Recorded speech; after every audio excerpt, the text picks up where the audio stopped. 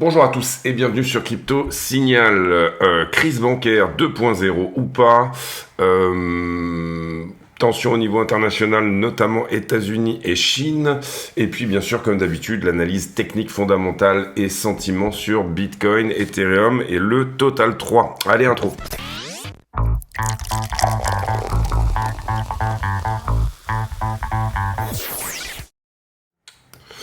Alors, Bitcoin contre le dollar, vous voyez que on avait ici marqué l'idée d'une contraction qui était celle-ci, qui se répercute ensuite ou qui se continue, puisqu'on était à l'entrée d'un week-end comme un range. C'est plus ou moins ce qu'on a eu. C'est-à-dire 63-65, c'était à peu près un des scénarios privilégiés qu'on avait évoqué vendredi. Je pense qu'on peut nettoyer un petit peu la charte ici. On va garder cette target-là. Et pour le moment, on n'arrive pas sur BTC, contrairement à d'autres assets, c'est ce qu'on va voir derrière, à casser cette distribution. Vous voyez qu'il y a une forme de rejet ici sur cette distribution-là. Ici, éventuel triple bottom. Je suis pas extrêmement fan des triple bottom, mais ce qu'on peut dire à ce stade, c'est qu'on a un joli niveau en 1 heure qui tient à peu près par ici. Donc ça, on peut lui donner le crédit de éventuellement nous donner rebond sur quelque part à peu près comme cette zone-là. Par ailleurs, et c'est important, on est en week-end pour le moment, donc on a une certaine forme, bien évidemment. On va peut-être le mettre en 4 heures d'ailleurs, excusez-moi. Quelque part par là, voilà, tac, 4 heures. Oui, donc du coup, on peut lui donner une forme de crédit. Ce qu'on peut voir pour le moment, c'est ce qu'on voudrait voir, je dirais plutôt pour le moment, c'est le fait qu'on casse, bien évidemment, cette distribution. Et c'est plutôt bien parti, au sens où on ouvre et on ferme une 4 heures au-delà de ce niveau. Donc, on s'appuie sur un niveau horizontal pour finalement casser la distribution en cours, et c'est ce qu'on veut voir en price action. C'est-à-dire, je tiens un niveau en général vient à casser une trend et non pas l'inverse, c'est-à-dire qu'une trend ne vient pas généralement casser un niveau, on a plutôt l'inverse.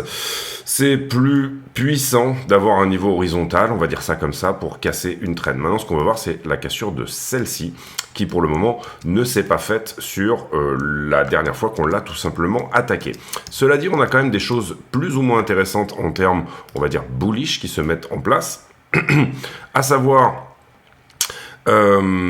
déjà bien sûr la cassure de cette distribution, on l'a dit, mais également sur les autres assets. On ira faire ensuite en fin de vidéo les timeframes plus petites, c'est-à-dire on descendra jusqu'aux 5 minutes je pense, mais d'une certaine manière, ce qu'on peut voir ici c'est une très légère rotation vers ETH, et ça c'est intéressant.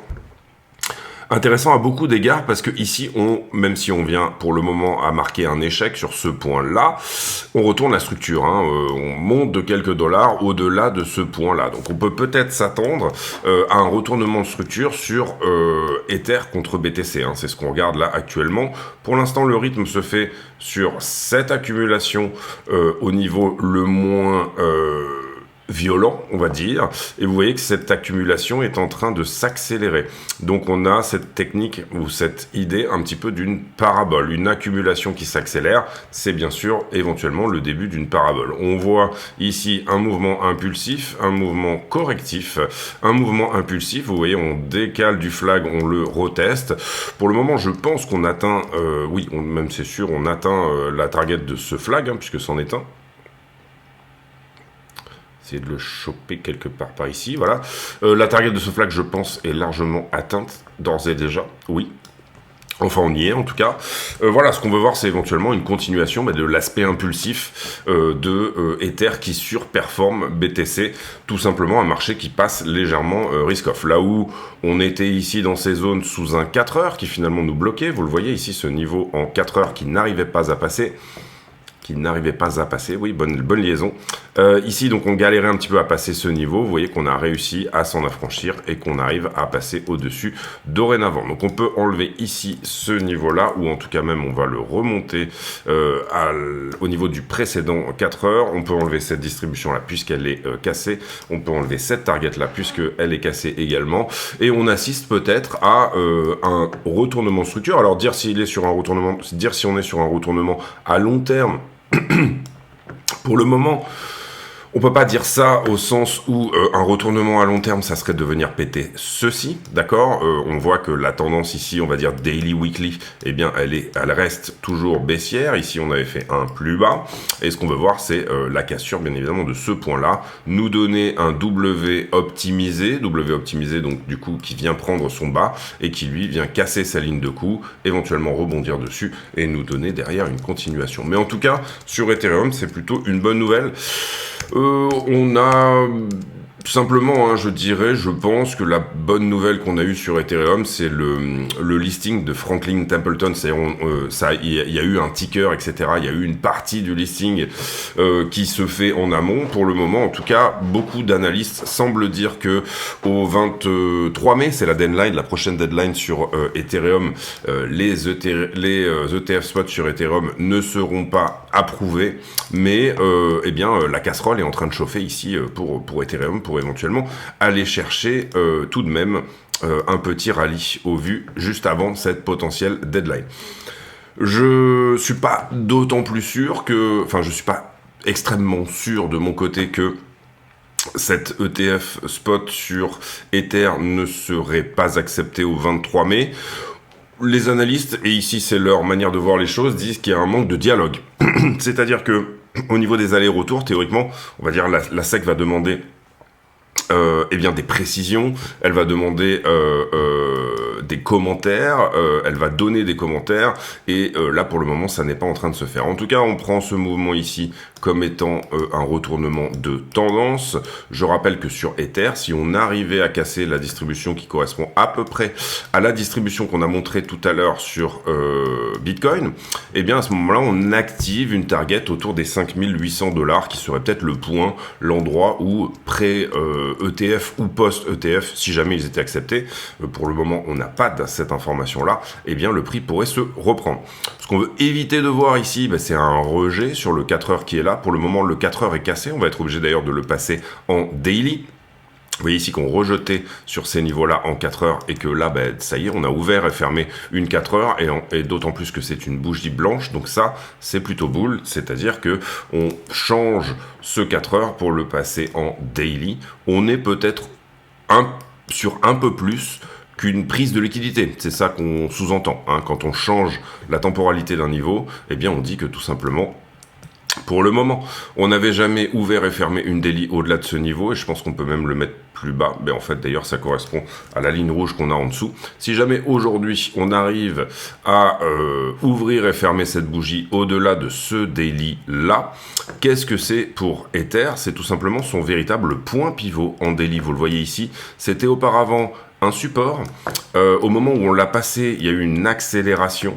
Il est ensuite devenu résistance, inversion de polarité, d'accord. Il a refusé par 3 fois en daily de dépasser ce niveau-là. Imaginons que ce soir, à la clôture, nous soyons au-delà des 3209. Eh bien, ça voudrait dire qu'éventuellement, ça y est, Ether repasse par-dessus son point pivot et pourra éventuellement venir à minima peut-être attaquer, on va dire, la prochaine résistance daily qui se trouve à peu près par ici. Là, je l'ai mise là.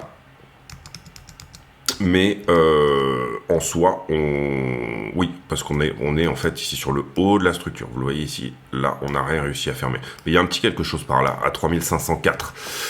On va tenir ici 3593 parce que c'est vraiment le haut de la structure, ce qui a refusé et ce qui finalement nous avait donné en fait le haut d'une B. Haut d'une B, ce que je veux dire par là, c'est qu'on avait eu ici une A, une B en flag également, une C qui était très exactement égale à la A, B, C, d'accord? Et que pour le moment, retournement de structure, il aura lieu dans cette zone-là, autour des 3006, 3007. Déjà, casser la distribution serait un très bon signal. Hein. On essaye ici d'avoir les signaux le plus tôt possible. En tout cas, Ethereum qui affiche pas mal de force par rapport à Bitcoin. Et en ce qui concerne le Total 3, ici on avait plutôt une ABC en flat étendue, on en avait pas mal parlé, si jamais elle est terminée, hein, cette correction. Pareil, il va falloir casser cette distribution-là pour être absolument sûr, entre guillemets, qu'on va venir à attaquer la racine de la flat, qui se trouve ici autour des 645, et ce niveau daily qui se trouve lui-même ici. Sur quoi on rebondit? Pour le moment, on va dire que sur les alts, à contrario d'Ethereum, On rebondit sur des points logiques en étendue, on rebondit ici sur les 502, vous le voyez c'était le support en fait, ici on n'a jamais ouvert et fermé une 4 heures en dessous de ce niveau, on est venu faire nos prises de liquidité mais à aucun moment on a ouvert et fermé une 4 heures en dessous, donc ça c'est on va dire le support. Et ici, pour moi, on a un joli rebond sur la première consolidation à partir de cette montée-là. Donc ça, c'est plutôt une bonne chose aussi. Donc on a quelque chose ici qui est en train de tenir sur cette zone-là. C'est un 4 heures. Pardon. Comme ceci. Et on vient de casser, et ça c'était lundi dernier. Donc ici, on aurait dû passer en daily également sur lundi dernier. En tout cas, on a cassé cela en 4 heures et ça c'est plutôt une bonne chose. Derrière, on rebondit là-dessus. Est-ce qu'on peut éventuellement se dire qu'il y a quelque chose à casser en daily sur des propensions un petit peu plus hautes? En l'occurrence, le daily se trouverait à peu près par ici et c'est pareil. Si on passe une journée entière, vous comprenez qu'Ether est plutôt par là. Les alts sont légèrement en deçà. Et le scénario qu'on voudrait voir ici se mettre en place, c'est qu'on ait terminé cette petite 4 ici sur les alts contre Bitcoin et qu'on casse cette distribution-là. On casse la racine de la flat pour finalement venir nous donner une 5 qui irait à peu près sur ces zones-là. Ça serait finalement la reproduction logique de cette droite-là, flag, cette droite-là, flat étendue, celle-ci est égale à celle-là, et donc en fait là ce qu'on veut se dire c'est on a une troisième qui va venir faire très exactement plus ou moins la même chose que la 1 et la 3, la 1 égale la 3 égale la 5, c'est plus ou moins ici ce sur quoi on part. Une 5 en extension n'est pas impossible, et ici vous le voyez on avait affiché les 1,3 trillions, ça donnerait effectivement une jolie alt season. Est-ce que actuellement Ether est en train de signer, de donner le top départ d'une alt season? Ce qu'on peut dire en tout cas ici, c'est que depuis le début de cette vague d'appréciation des alts, on va dire par rapport à Bitcoin, malgré des corrections qui sont ici et là, eh bien, on tient le momentum qui est cette accumulation-là. Pour le moment, on tient cette accumulation avec une petite déviation ici en dessous, mais ça, on l'avait prévu, on avait dit, on irait plutôt chercher, entre guillemets, la zone étendue et le support qui se trouvait là. Donc voilà, quelque part entre le trillion et le trillion 3, ici ne tenez pas compte des chiffres puisqu'on divise par Bitcoin, donc en soi les chiffres c'est simplement pour nous des repères. Pourquoi on avait ici cette 5 et ou cette zone de vente? Dans ces zones-là, c'est un petit peu déjà le refus éventuel ATH à un moment donné, si les alts recommencent à resurperformer, on va dire BTC plus que de raison, il va quand même falloir un contexte macro qui soit intéressant, c'est-à-dire un contexte de baisse des taux. Et d'une certaine manière, peut-être que sur la... On fait d'abord... Donc je reviendrai sur ce point-là très légèrement après, mais d'une certaine manière, on est peut-être aux prémices de ça. Puisqu'on va parler macro maintenant, ce qu'on peut voir également, et ça pour moi c'est excessivement intéressant, c'est la dominance Bitcoin qui est peut-être en train de perdre sa trend la plus agressive, sa trend d'accumulation la plus agressive que vous voyez ici. Attention, ça peut rebondir, on a le droit de mécher dessous, pour le moment on regarde les choses en daily et c'est une trend que je pense on peut établir en daily, donc une ouverture-clôture en dessous de cette trend serait une bonne chose pour les alts également. Pour le moment, vous voyez qu'on ouvre en dessous et il va falloir que ce soir, on arrive à percer là-dessous et on pourra peut-être là, à ce stade, se dire que éventuellement, on va peut-être un petit peu mieux la mettre. Voilà, là c'est pas mal je pense. Voilà. Si on clôture en dessous ici, on peut se dire ok, cette trend daily là, d'une certaine manière, ça y est, elle est perdue et on est peut-être sur une correction plus importante en ce qui concerne la Bitcoin dominance. Correction plus importante qui nous dirait quoi? On était ici dans ce canal, 1, 2, 3, 4, 5, on n'a pas touché le haut, mais presque. Si on vient à perdre la trend qui, elle, est la moins agressive, vous comprenez que là on parlait de la rouge et on se prend à rêver que c'est la bleue qui va désormais être perdue, il faudra à ce moment-là peut-être se positionner assez fortement sur les alts.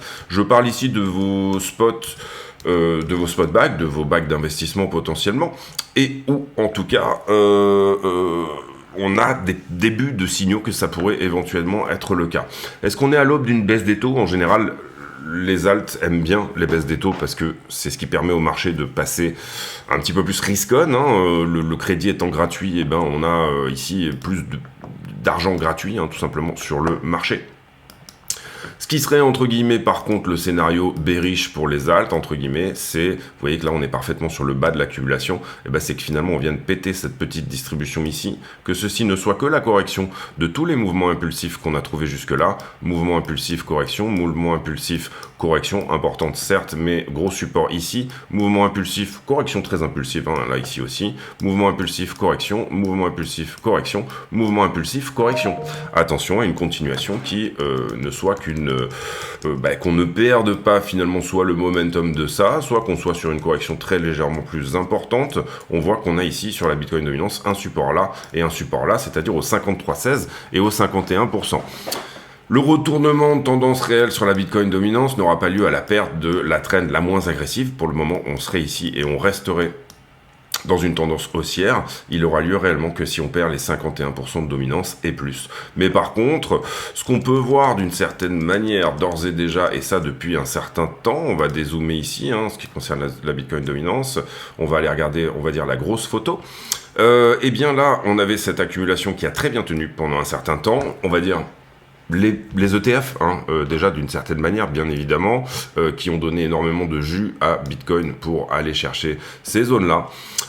Et par ailleurs, on perd cette trend, on en fait une moins agressive, et vous comprenez que à ce moment-là, qu'est-ce qu'on peut se prendre à venir rêver? Si on pète ça, c'est la technique des points pivots, c'est-à-dire j'ai perdu une AQ, je perds une deuxième AQ, la suite logique serait éventuellement de venir coucher toutes ces accumulations jusqu'au point pivot, c'est-à-dire ici en l'occurrence les 48% de Bitcoin dominance, à savoir le haut de range précédent. Ça coïncide pas mal avec le haut de range précédent. Donc on aurait peut-être ici une fenêtre d'alt season qui nous emmènerait à minima jusqu'au 48, après ce qu'on réintègre le range ou pas, je n'en sais rien, je ne suis pas Madame Irma, Madame Soleil, mais en tout cas, si on perd ça, on peut se dire, ok, simplement, la météo va continuer dans ce sens-là. J'ai perdu un point pivot, j'ai perdu deux trends qui elles-mêmes se croisent dans un point pivot. La suite logique serait potentiellement de revenir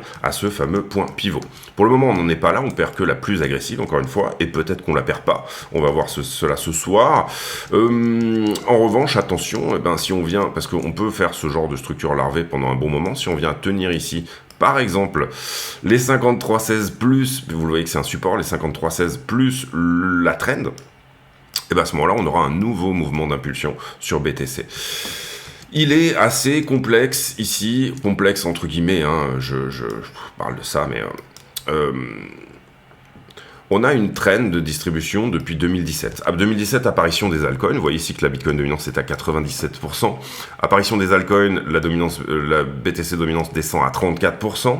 Ensuite, elle se reprend, elle revient, et ça c'était en 2020, autour des 73%. Et il y a une tendance de fond, on va dire, qui est plutôt à la contraction, comme ceci, vous le voyez. Maintenant, vous dire si cette contraction, elle va sortir par le haut, ou alors si on va continuer dans cette contraction, on va dire qu'en général, dans la structure, puisque ce qu'on regarde là, c'est finalement l'adoption des altcoins, la dominance BTC, à chaque rebond de bear market, l'asset est risk-off, à chaque rebond de bear market vient...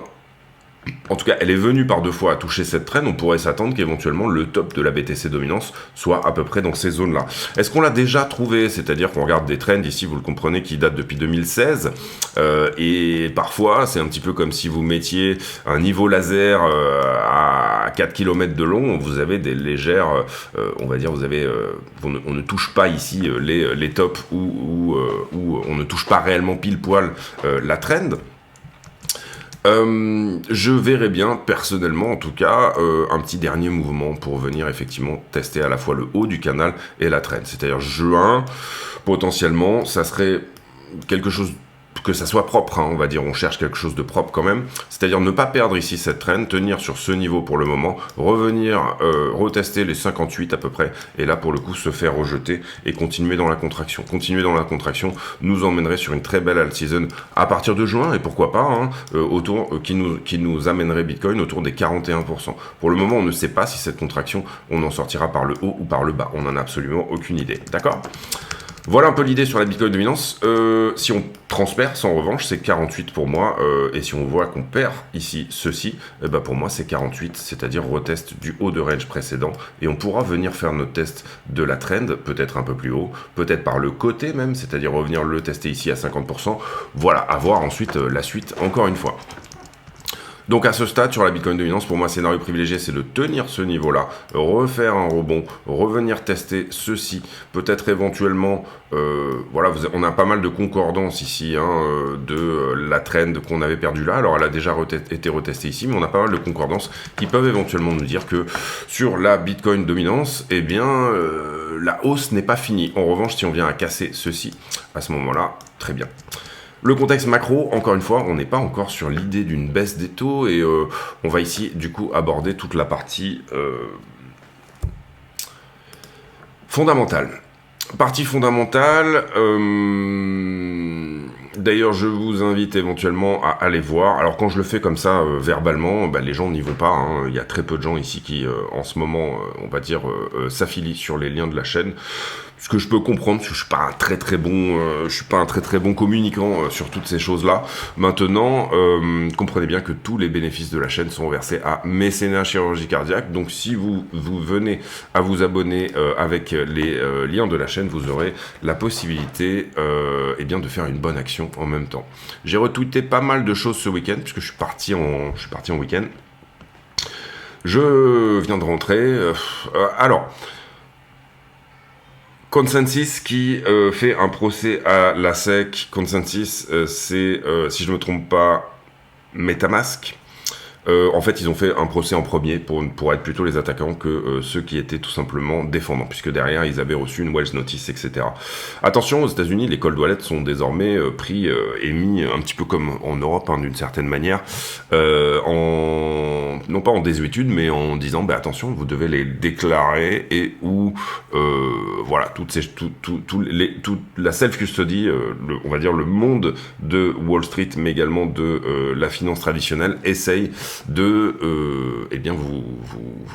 vous empêcher et ou vous dissuader d'utiliser vos propres clés.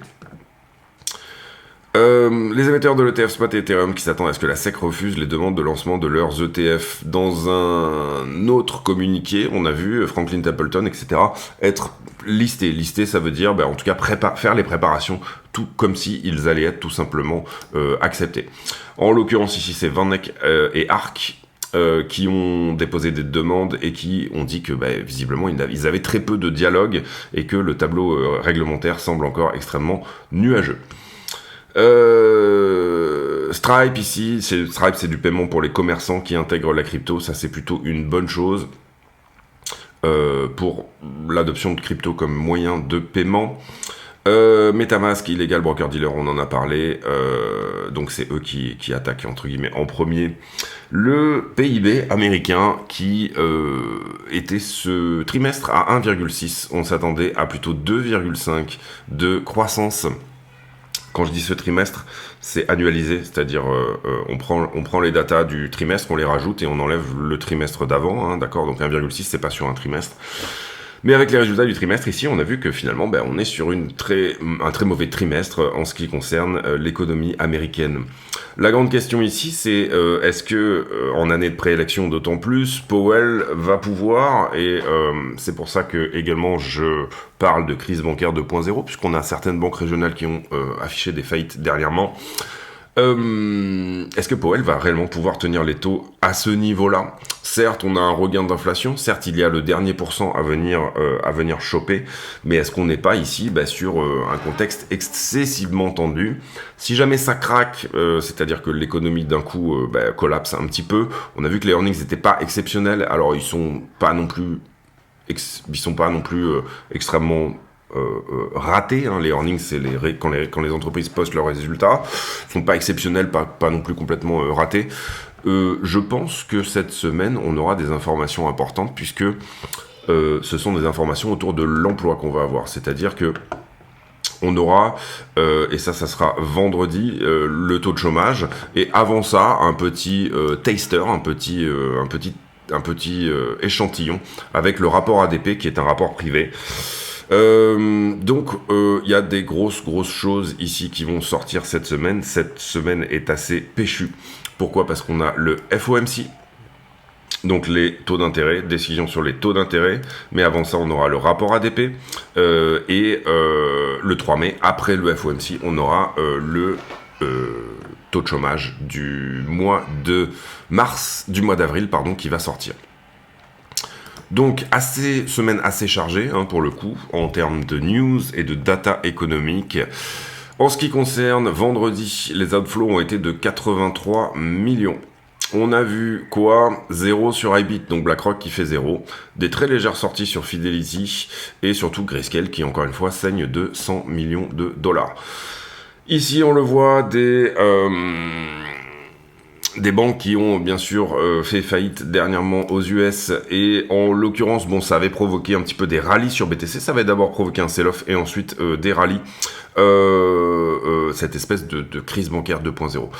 À mon sens, je pense que ce qui avait quand même plus provoqué le rallye que autre chose, c'était la réponse qui avait été relativement bonne, la réponse de la Fed qui avait dit on va de toute façon sauver l'argent des épargnants. Donc on s'était dit bon ok, il n'y aura pas de crise bancaire finalement, puisque les banques peuvent s'absorber les unes les autres, etc. Mais finalement, la réponse de la Fed, qui avait été très rapide, avait été de dire on met un fonds spécial à disposition et on va sauver les épargnants. C'est-à-dire que les banques peuvent éventuellement tomber, mais pour le coup, on sauvera les dépôts.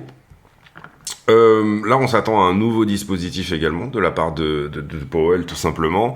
Donc on va voir ici ce que ça dit. Hein, on a, je crois, 2 banques régionales qui ont été saisies, entre guillemets, par le FDIC, le fonds des déposants, je ne sais pas exactement quelle est la traduction, mais en l'occurrence, c'est l'organisme qui est censé protéger vos dépôts, voilà. Donc on va voir ici ce que ça dit. Pour le moment, bien sûr, on s'attend à ce qu'il y ait des reprises, donc des fusions-acquisitions du côté bancaire. Xi Jinping qui reçoit Blinken, apparemment il n'a pas été super bien reçu, Blinken, ici, avec personne l'a raccompagné à l'aéroport, etc. Bien sûr, c'est évident, Blinken qui se ramène en disant que il va y avoir des sanctions sur la Chine, etc., que la Chine ne peut pas continuer à faire comme elle fait. La Chine est un petit peu excédée, même si, en général, le flegme asiatique, on va dire, ne le montre pas. D'une certaine manière, il faut comprendre il faut que les États-Unis comprennent que le monde est en train de changer. Encore une fois, j'en profite pour vous dire que tous les bénéfices de la chaîne sont reversés à Mécénat Chirurgique Cardiaque, donc n'hésitez pas à aller regarder dans les liens d'affiliation. On passe ici sur Wall Street Journal, Marathon Digital qui est un des gros mineurs qui revoit ses ambitions. La Douma russe qui considère de banner un exchange visiblement. Oui, alors apparemment il y a des fonds qui ont été bloqués sur une des plateformes. Le yen qui est extrêmement mal en ce moment. Il faut comprendre que le yen, l'Asie est rentrée dans un âge de la dette en 97, à partir du moment où il crée d'une certaine manière, et ce via le yen, le quantitative easing. Derrière finalement 2008, grosse crise financière, on est 30 ans plus tard, à peu près, un petit peu moins. Là, ça y est, la monnaie commence à s'effondrer d'une certaine manière, et ils n'arrivent plus, même s'ils remontent les taux d'intérêt, en fait, finalement, l'économie est complètement zombie. Est-ce que c'est ce qui attend ? Puisque désormais, on va dire, les US ont lancé leur quantitative easing 10 ans après, 2008, à la crise de 2008. Est-ce que dans 10 ans, ce serait peut-être pas ce qui attend les États-Unis ? On va voir. En tout cas, l'économie japonaise a continué à performer, et je parle ici de performance boursière, pendant une dizaine d'années, et ce, à crédit. Donc, est-ce que l'âge de la dette ne donnerait pas 10 ans de sursis aux États-Unis ? À voir, sincèrement, c'est des choses qui peuvent éventuellement se défendre en termes d'idées. C'est-à-dire que tout le monde appelle ici à un collapse des États-Unis dans les X prochaines années, mais que finalement, cette dette ne pose pas tellement de problèmes pendant encore une dizaine d'années. Il y a quand même évidemment une force d'intelligence, intelligence notamment la mainmise quand même sur une bonne partie de l'intelligence artificielle, la mainmise sur les GAFAM qui sont quand même la manière d'évoluer vers le web et qui sont quand même en majeure partie américaines, etc. Il y a des très beaux assets en ce qui concerne les États-Unis pour tenir encore un bon petit moment. Ici on passe là-dessus. Et la grosse tech, etc., qui donne la meilleure semaine depuis novembre, alors que les investisseurs se sortent un petit peu des problèmes d'inflation. On va regarder vite fait quelles sont les attentes du marché par rapport au pivot. Puisqu'on a eu cette news sur le GDP, je veux voir s'il y a un petit peu eu une modification. On était sur un pivot, non, on est exactement au même endroit. Pour le moment, le marché price un pivot en septembre. Donc pas de pivot ici en mai, et ça on voit qu'on est à quasi 100%, donc le Powell va probablement...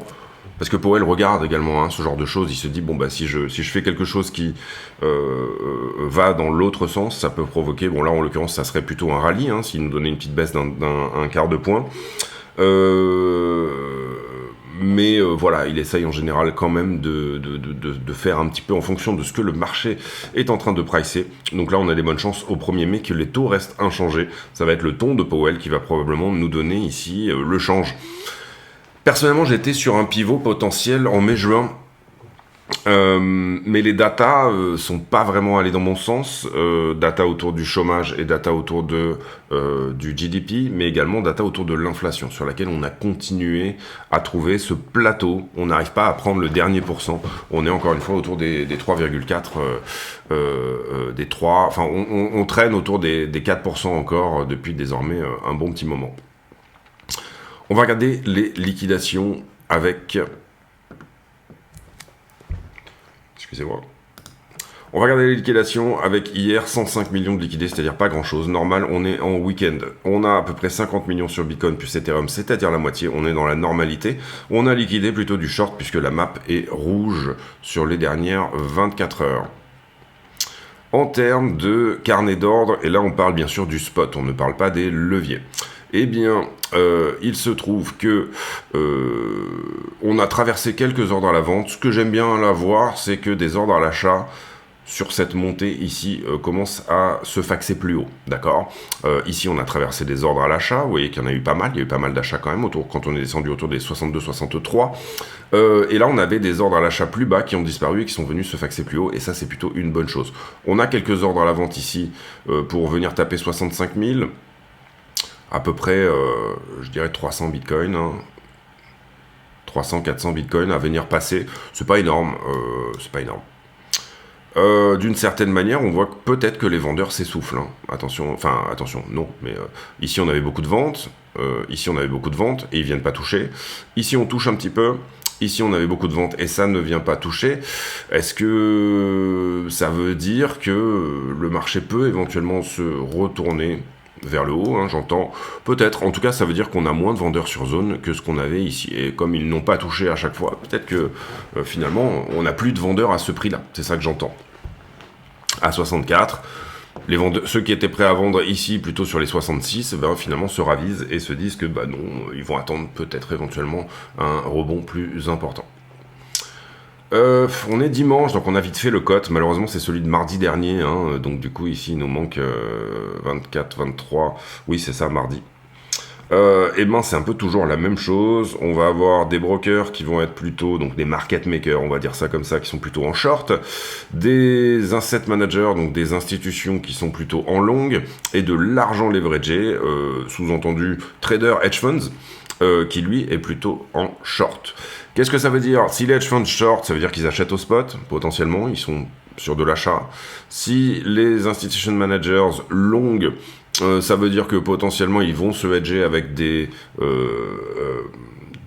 peut-être des options, des choses comme ça.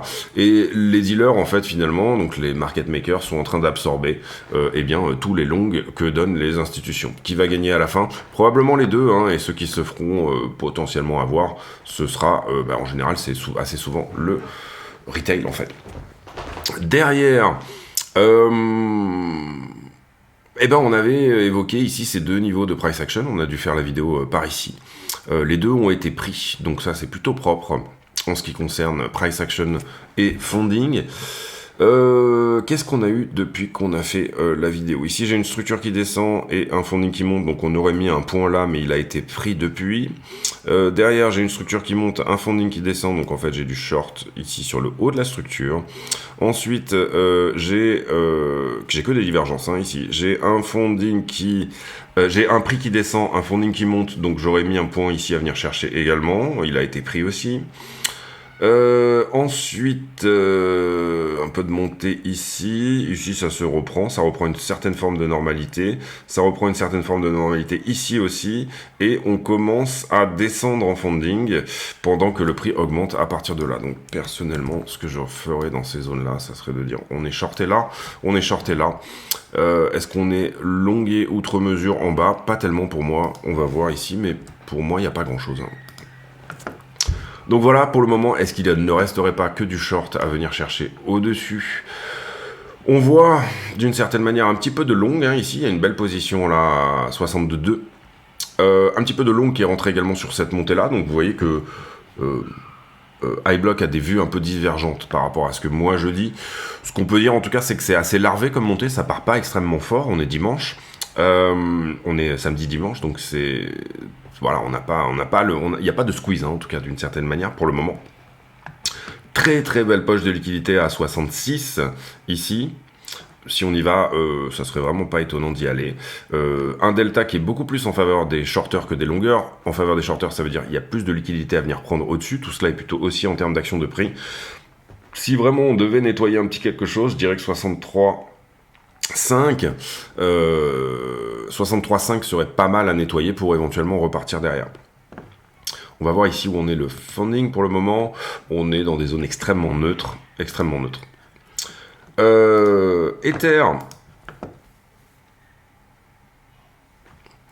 Ether, pour le coup, c'est un petit peu l'inverse, c'est ça qui est intéressant. Ether a plus poussé, donc voilà. Est-ce qu'on a laissé du temps à du monde de rentrer? La réponse est quand même oui. On voit ici qu'il y a eu quand même un petit peu d'entrée. On a short squeezé ce qu'il fallait short squeezer.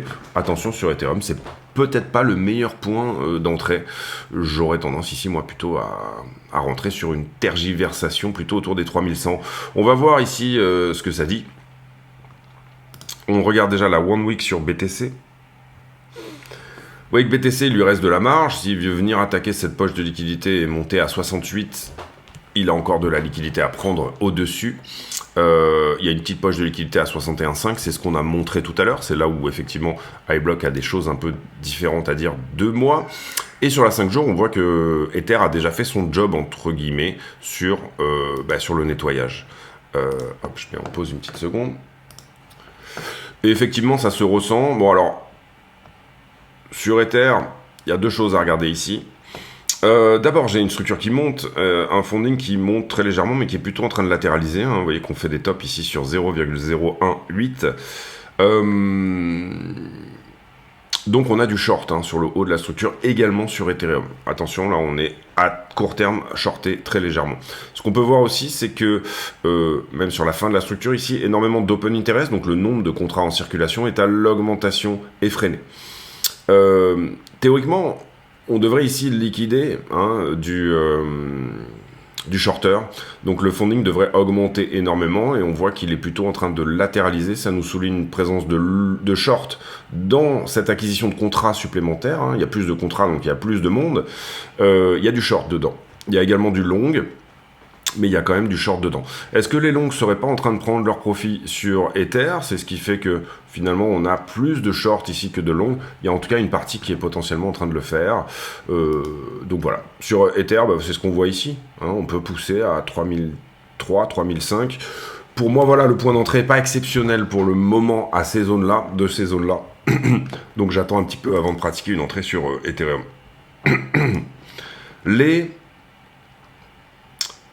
altcoins, qui sont dans une zone assez neutre aussi. Hein. On n'est pas, vous voyez, on n'est pas jaune comme on était là au 31 mars.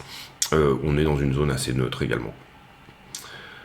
On va sur le prix, on fait la conclusion de cette vidéo dans des petites time frames, c'est-à-dire qu'on va descendre aux 5 minutes et en fonction de tout ce qu'on a vu, hein, c'était ça l'idée, de venir faire tout simplement du... pardon, petite sieste, de venir faire du fondamental, d'abord dans un premier temps du technique, je regarde la structure sans avoir de biais fondamental, enfin moi j'aime bien fonctionner comme ça.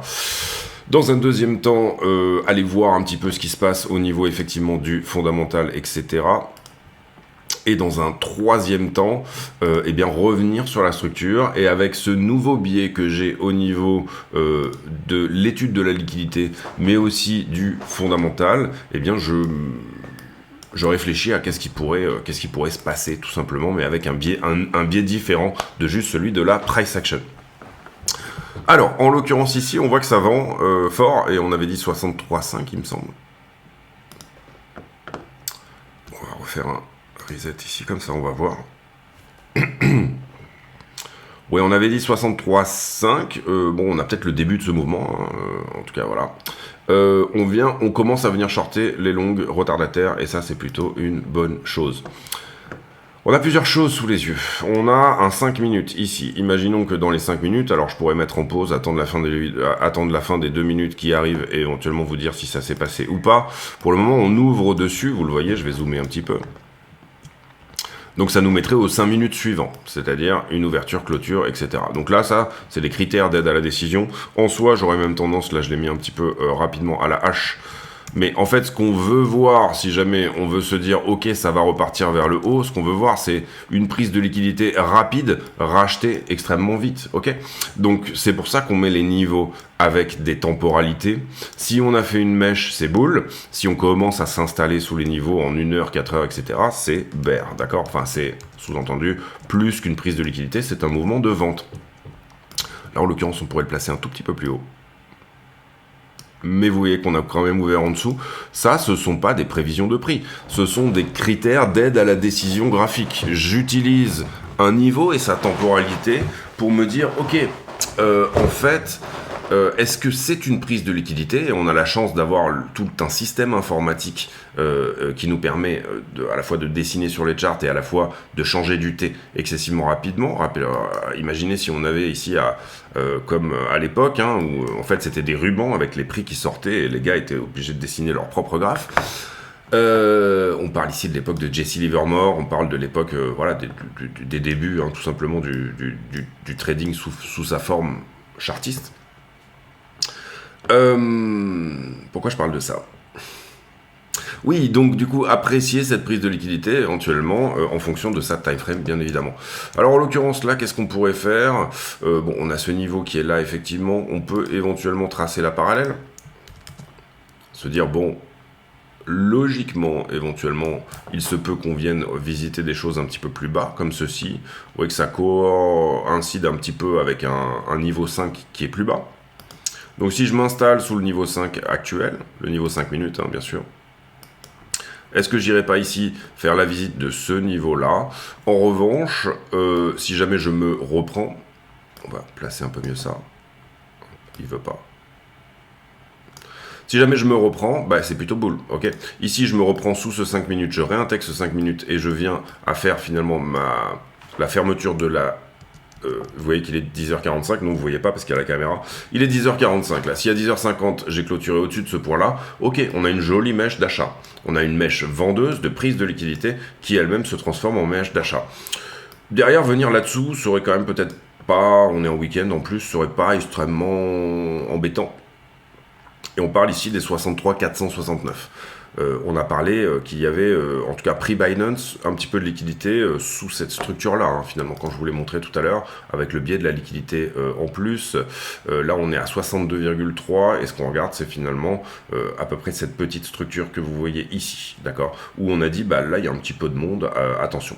Si le prix veut vraiment attaquer toute la liquidité longueuse, il ira aux 62 200. On va regarder à quoi ça correspond ici.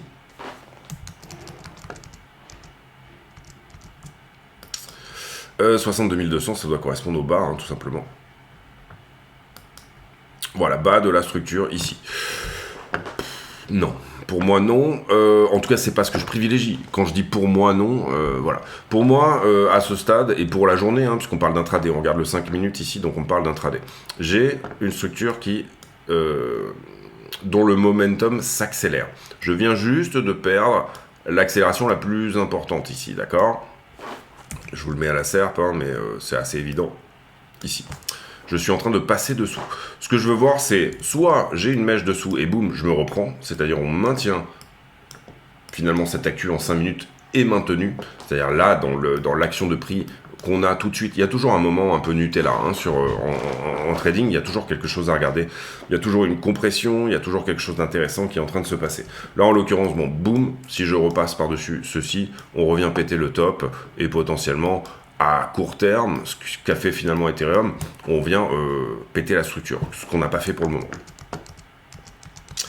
Donc ça serait plutôt une bonne chose. Si là tout de suite on se reprend et on va le chercher. Sinon on irait chercher peut-être un petit peu plus bas, encore une fois sur ce niveau 5 minutes là.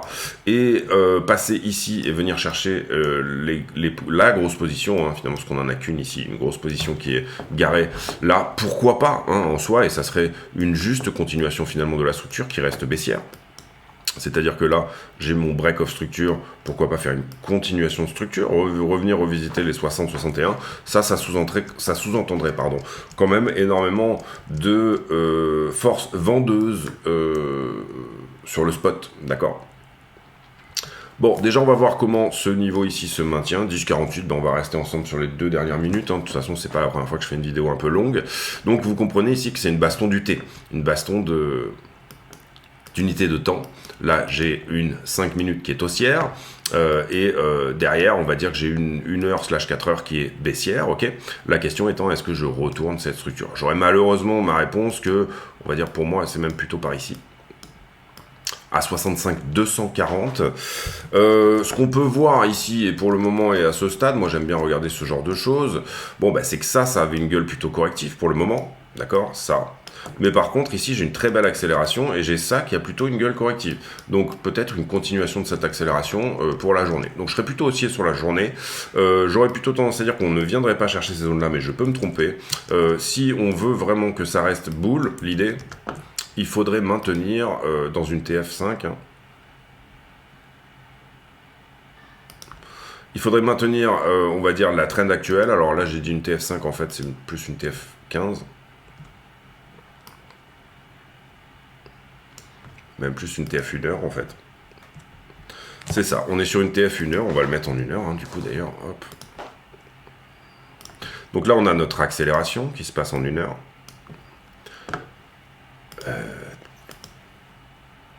Comme ça. Elle se passe en 1 heure, vous voyez, je viens d'ouvrir dessous, et il est assez probable, puisqu'on est à 10 minutes de la fin de cette 1 heure, on est là, il est 10h50, quand même assez probable qu'on la perde. Donc ce que je veux voir, c'est quand même qu'on la récupère sur une TF plus haute. Pour le moment, ça c'est bear, c'est-à-dire on perd une AQ, c'est pas très bon. Maintenant c'est assez fréquent qu'on perde une AQ pour faire la correction, hein, comme on le fait assez souvent. La question étant de se dire, à quel moment je considère qu'on perd réellement le mouvement et qu'on va aller chercher finalement le bas, ok? Donc voilà, donc pour moi premier scénario, c'est-à-dire que on reste haussier, on maintient des niveaux ici et on reste haussier, qu'on se tienne à ces niveaux-là, voilà, dans l'idée. Là vous voyez qu'on vient de le clôturer en 5 minutes, vous comprenez qu'il est 10h50, donc tout cela n'est pas une très bonne chose. On va devoir changer la temporalité de ce niveau sur quelque chose comme du 15. On a perdu ce 1 heure également, et c'est ce qu'on a vu sur la structure, c'est pas une très bonne nouvelle non plus. Maintenant, on part dans l'idée qu'on a plutôt notre impulsion ici, et qu'on pourrait continuer éventuellement, en fait, finalement, cette petite 5 minutes qui est haussière. S'il y a refus sur la zone actuelle, vous comprenez qu'il se passe ici.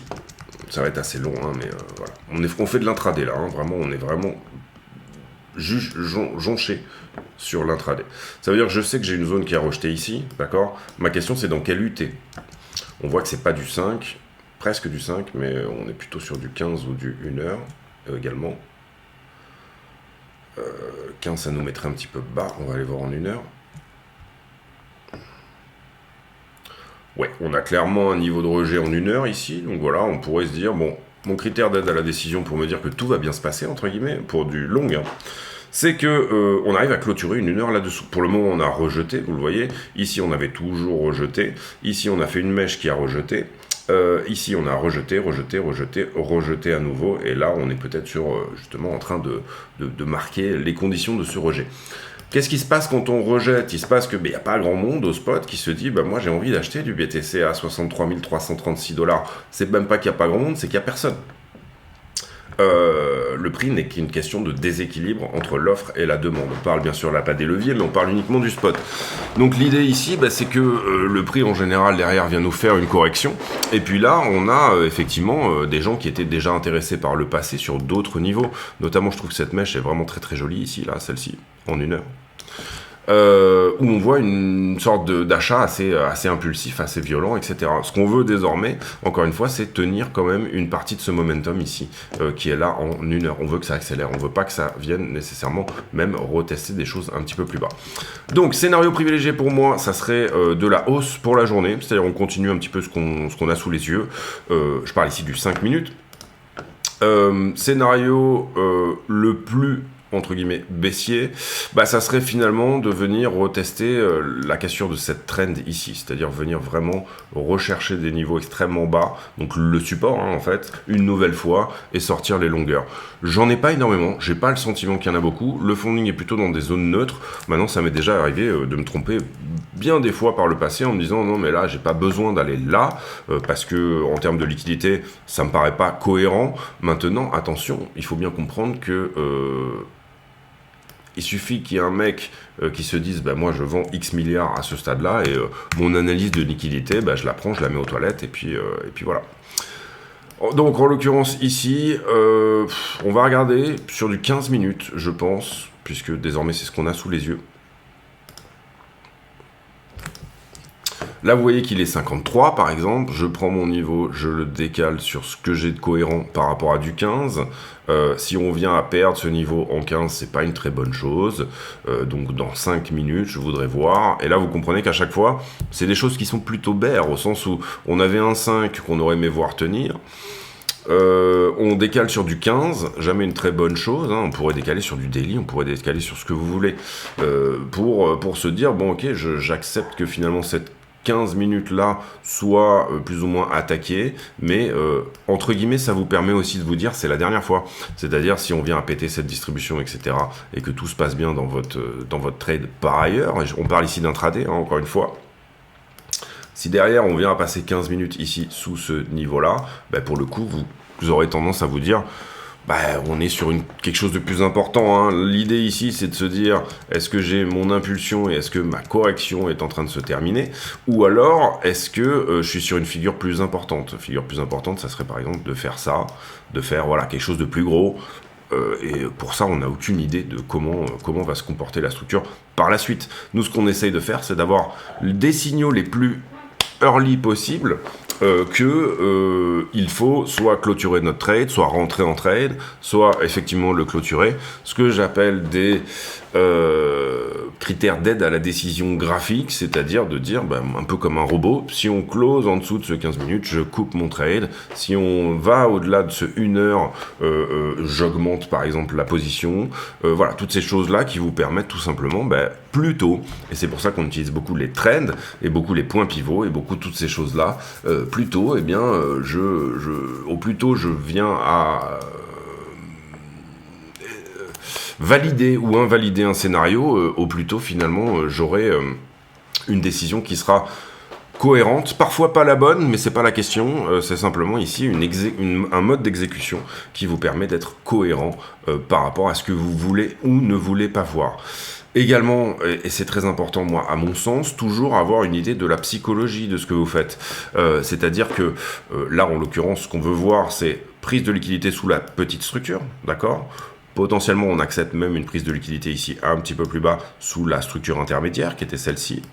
Mais on voudrait bien, pour moi, rebondir avant cette conso-là. C'est-à-dire que ceux qui se sont manifestés dans cette conso-là, et c'est toujours important de se dire quelle est la dimension? Il y a une dimension graphique, certes, mais quelle est la dimension psychologique de ce que je suis en train de faire? C'est-à-dire, je veux que les gens qui ont payé cette correction, ici, qui ont créé ces mèches-là, eh bien, nous me recréent la même chose sur ces zones-là. Ou, à l'inverse, c'est pour ça que je dis souvent également une vallée, ici, doit protéger la jambe du mouvement. Là, on est sur la vallée qui protège toute cette jambe-là, d'accord? Donc, et un pic, à l'inverse également, doit protéger finalement le top. Donc, à l'attaque du pic, ici, quand on vient attaquer le pic, c'est plus ou moins l'idée, c'est chaque consolidation protège et vous dit, là, il y a des gens qui ont de l'argent, qui ont provoqué quelque chose sur le prix. Si ces gens recommencent à le faire une nouvelle fois, s'ils ont beaucoup d'argent, j'aurai cette information-là que, effectivement, c'est ce qui crée des supports résistance, etc. Donc, qu'est-ce que je voulais dire par là? Oui, cette idée que, finalement, il faut absolument...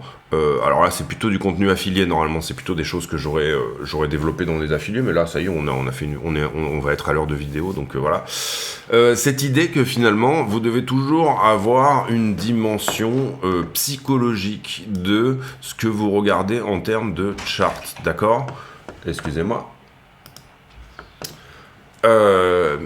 Oui, excusez-moi. Donc du coup, l'idée ici, c'est toujours apporter une dimension psychologique à ce que vous êtes en train de faire. Quand vous regardez une charte, encore une fois, c'est du sentiment. Quand vous regardez le fondamental, c'est du sentiment. Quand vous regardez la liquidité, c'est du sentiment, celui finalement des leviers.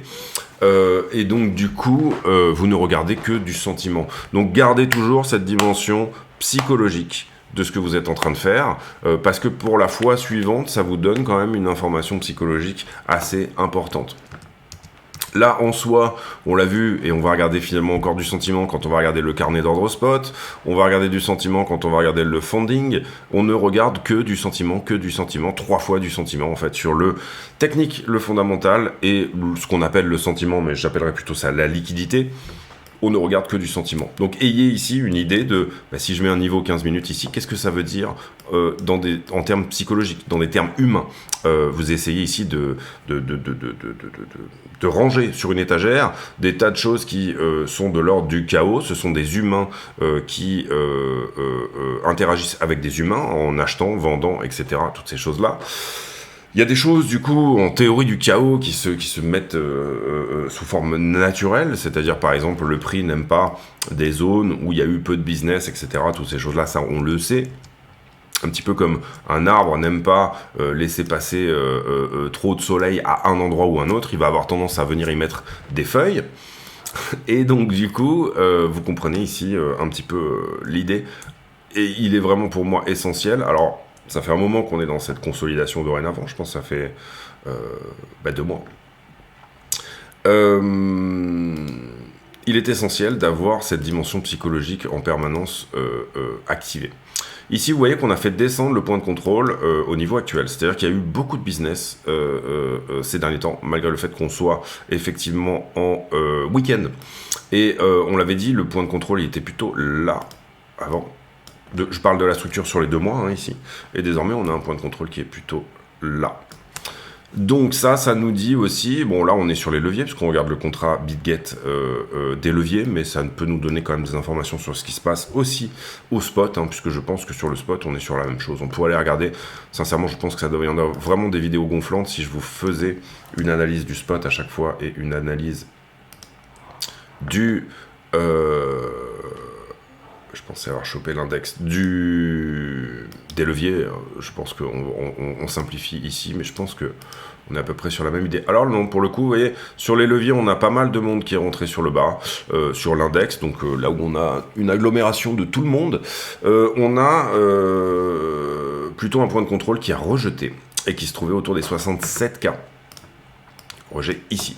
Et à l'inverse, on peut le voir aussi, et ça c'est relativement facile de l'envisager. Imaginons qu'on perde tout ce qui se passe là-dedans. On va vers une étendue, on va à minima vers 52, ça se voit ici. Et c'est toujours pareil, pour le coup je vais développer un petit peu. Pareil, ça serait normalement du contenu qui est plutôt pour les affiliés, mais c'est pas grave, on discute aussi. Vous le voyez ici, cette conso.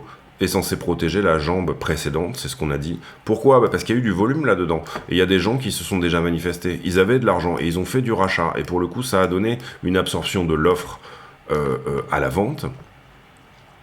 Et donc du coup, c'est pour ça qu'on regardez le volume profile, vous regardez exactement la même chose que si vous regardiez la structure. Théoriquement, je pourrais même enlever le volume profile et savoir que là, il y avait quand même eu un pic de volume. Le vrai gros pic, il est à 44, il est ici. En tout cas, sur ce qu'on regarde, hein, en termes de structure, maintenant, on a quelque chose ici d'extrêmement intéressant. Donc là, attention, j'ai des vendeurs qui se sont réactivés sur le point de contrôle. Ça m'a donné cette petite correction. Pour moi, je reste dans l'idée que cette correction va être pétée et qu'on va plus haut, et qu'on va même beaucoup plus haut. Maintenant, c'est une conviction initiale, c'est un trade. Il faut bien que j'ai des convictions dans mon trade, sinon je serais en train de le couper tout de suite, puisque je suis en long hein, actuellement sur BTC. Mais sans pour autant voilà, garder un biais uniquement dans le sens de mon trade. L'idée ici, voilà, pour moi, c'est que on a fait une A. Pardon. On a peut-être fait une A. On est en train de faire la B, actuellement en week-end, et qu'il nous manque la C. Je ne m'attends pas nécessairement à ce qu'on pète la distrib tout de suite, c'est-à-dire que d'une certaine manière on peut éventuellement rejeter, peut-être même revenir sur le bas, pourquoi pas, mais en tout cas si on pète la distrib, pour le coup on va jouer beaucoup plus haut. Mais voilà, pour le moment en tout cas, en 4 heures, et je le rappelle, c'est l'idée d'un flag, mais c'est également l'idée d'une structure qui devient baissière. Dans chaque flag, il y a un double top potentiel. Quand on parle de flag, on parle de ça, hein, bien évidemment. D'accord? Dans chaque flag, il y a un double top potentiel. D'accord? J'aime bien l'idée que celui-ci soit venu prendre sa liquidité, et ça revient encore une fois à cette idée de mettre des time frames sur chaque niveau. J'aime bien l'idée que celui-là soit venu prendre sa liquidité, mais qu'il ne se soit pas installé sous sa ligne de coup. Il est tout à fait possible qu'il vienne le faire, hein, après coup, hein, ça on n'est pas à l'abri de ça. Mais pour le moment, et c'est pour ça qu'on a joué ce trade, et c'est pour ça qu'on est rentré autour des 60 400, eh bien pour le moment, cette réaction-là va plutôt dans le sens de, c'est pas un double top ce qu'on regarde, d'accord? Ce qu'on regarde, c'est quelque chose qui peut aller plus haut. C'est mon avis, ça n'engage que moi. Je vous laisse là-dessus, j'espère que cette vidéo vous a plu. On n'avait pas fait de vidéo ce week-end, donc du coup on a bien repris la liquidité depuis un certain temps, etc. Je sais qu'il y a des gens qui apprécient les vidéos un peu longues, d'autres gens qui les apprécient moins. De toute façon, on va dire que ceux qui les apprécient moins ne sont plus parmi nous là tout de suite à 1h01 de vidéo. Mais voilà, moi je fais les choses comme j'aime bien en fait, et donc ça me convient très bien. Parfois j'arrive à faire du 20 minutes, parfois il va falloir que je développe plus et que je fasse du 1 heure, parce que dedans il y a d'autres choses, il y a des choses qui me semblent importantes à débriefer, etc. et puis à intégrer. Aujourd'hui on avait pas mal de fonda quand même pour faire une conclusion un peu de tout ça. On a une liquidité qui est bien. On a un sentiment qui est dégradé, et c'est bien, c'est-à-dire qu'à 63 000 $, on est déjà quand même dans un funding quasi négatif. Il est possible qu'on ait besoin d'aller chercher des longueurs plus bas, mais moi j'y crois pas trop. On a des très mauvais flux depuis désormais 4-5 jours sur les ETF. Ça, c'est pas une très bonne chose. Et donc ça, c'est au niveau fondamental, c'est vraiment pas très bon.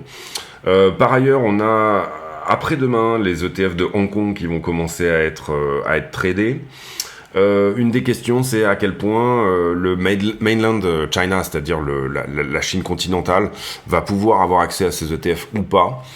Est-ce que également la Chine ne va pas arrêter son ban sur la crypto? C'est, je pense, une très bonne question qu'on peut se poser aussi, c'est-à-dire aller directement de front et dire ok, maintenant vous pouvez à la fois miner, vous pouvez faire tout ce que vous voulez par rapport à la crypto, il n'y a aucun problème avec ça, on rentre à fond là-dessus.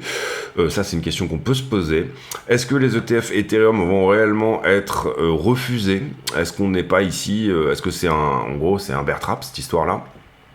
C'est-à-dire, le marché est peut-être en train de se dire attendez, on se rapproche de la deadline, donc du coup voilà. Ou alors est-ce qu'on va avoir un rallye jusqu'au 23 mai? Si en tout cas on fait le même mouvement que ce qu'on avait fait ici, et qu'on le reporte à partir du bas de la conso, ça nous envoie le 30 mai à 5200 $.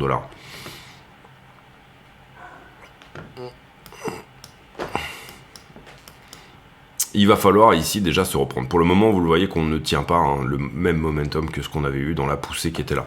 Maintenant, si Ether, encore une fois, pour moi, c'est très mignon. Si Ether vient à casser ça, ça reste très mignon pour éventuellement péter le top dans un premier temps. Première target 4000, deuxième target 5002, troisième target 6189 $. Ok.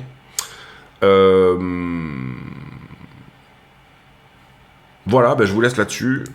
J'ai pour habitude en fin de vidéo, j'ai aucune idée de quelle question je vais poser.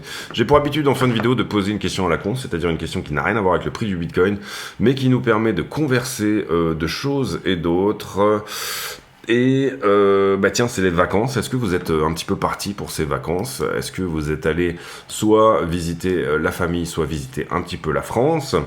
Ou bien est-ce que c'est des vacances qui sont plutôt casanières? On se retrouve demain pour une nouvelle vidéo. D'ici là, portez-vous bien. À très bientôt. Ciao, ciao.